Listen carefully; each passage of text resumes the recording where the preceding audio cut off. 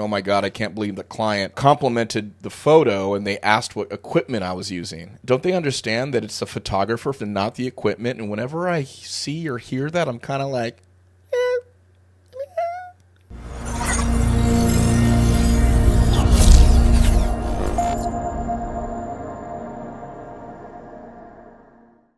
Hey everyone, Everett Christopher here, aka Photo Loco. I hope you're having a great day.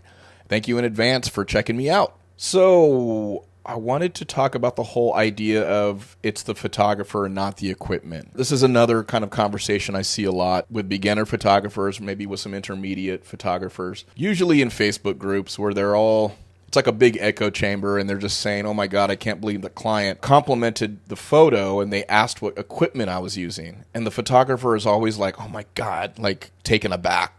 Like, how dare they ask me this thing? And usually it's followed by, don't they understand that it's the photographer and not the equipment? And whenever I see or hear that, I'm kind of like, because the reality is sometimes it is the equipment. Okay, so let's take a look at an example of what I mean. This is the equipment actually playing a part in the overall aesthetic of a photo. This is an extreme example, but it illustrates my point. This photo was shot with a 200-2.0, Nikon 200-2.0 lens. That is a very expensive lens. It is a pro-level, like exceptional lens that not everyone can afford. It's between $3,000 and $4,000. I got mine for a little over $3,000 used, and I love it. And I shot this with it. But if I had photographed this same model with the same framing, with the same background, with a kit lens, it would not look the same. And that has nothing to do with me. That's lens choice. So that's equipment. Here's another example. Same idea. This one's a little bit darker, but it's basically the same idea. This bokeh and these bokeh balls that show up, it's a result of a very fast lens. In this case, same thing, 200 2.0. We have the same look and feel here, just creamy bokeh in the back. Again, 200 2.0. And here's another example. Let's go to the 85. That's a very similar lens. So let's take a look at some of this right here. Look at this. Beautifully shot. Beautiful bokeh in the back. This is what it is. I mean, I would argue that it's a large percentage of the aesthetic of the photo. Why this photo is so impactful. You shoot this with a kit lens, you're going to get a lot of the background in focus. You will not have this creamy bokeh, this depth of field, right? And this depth of field, or lack thereof, I should say, with 85 1.4s and 200 2.0s and 50 1.4s and 50 and 85 1.2s on the Canon side, and actually now on the Nikon side, 1.2s as well. Without that, you will get a flat photo. With it, you get a photo that has dimension. Okay, so that's the equipment. The equipment is availing this look to us. We're not doing it. We're using the lens, and thankfully we have the money to purchase these lenses and use them. But it's not something like a signature look that any photographer owns. This lens is, anyone's capable of using this lens. Here's another example.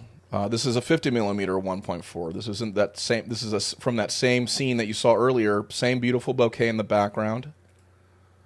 Beautiful bokeh here with the flash lighting.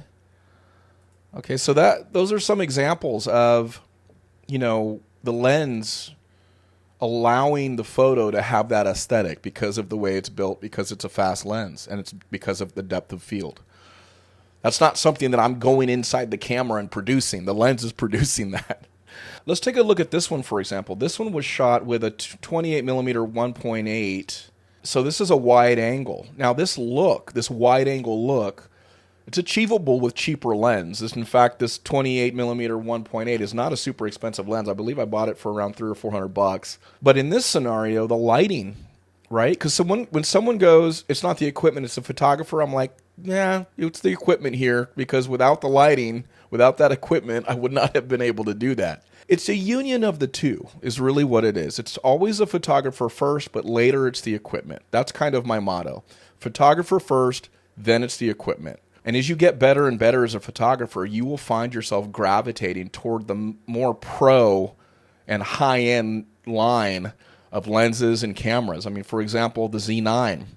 If I tried to shoot a wedding with this Nikon Z30 that I have shooting me right now, taking video, I would have a heck of a time trying to pull it off. With a pro level camera like even a Z6, which is what I shoot with now, or the Z7 or the Z9, I have those controls that I need at my fingertips. I can adjust aperture and shutter speed and ISO on the fly. The frames per second on these cameras are much better than lower end or entry level cameras. So you'll start to see yourself moving toward the more pro end side of things as you get better.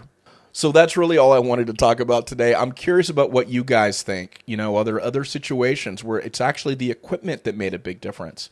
Here's another one. On-camera flash, just a standard hot shoe flash versus a strobe.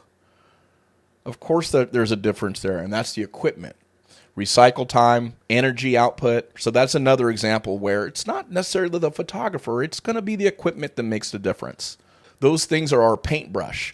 An artist has a single paintbrush and maybe a few different styles of paintbrush. We have a ton of things to consider. Lens choice, camera, lighting, technique, and then it extends beyond that into things like Photoshop, of course, if you want to get crazy with creativity and editing. So anyway, thanks again, guys, and we'll see you next time.